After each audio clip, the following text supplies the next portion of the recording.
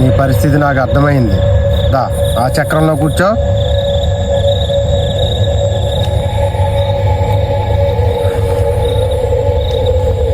ఒక నిండు పొన్నమి వేళ చల్లని చంద్రుని కాంతుల్లో ఒక జంతు పుర్రి పట్టుకుని ఒక దుష్ట భయానక రూపంలో ఉన్న ఒక చెక్క బొమ్మకి ప్రాణం పోయాలి. అప్పుడు నువ్వు అనుకున్నది నెరవేరుతుంది.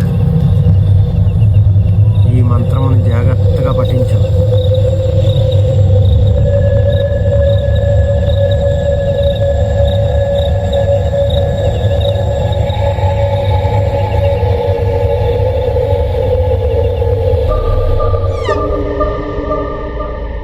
నీ ముందున్న బొమ్మను తీసుకో, ఇక్కడి నుంచి వెళ్ళిపో, వెనక్కి తొరక్కో.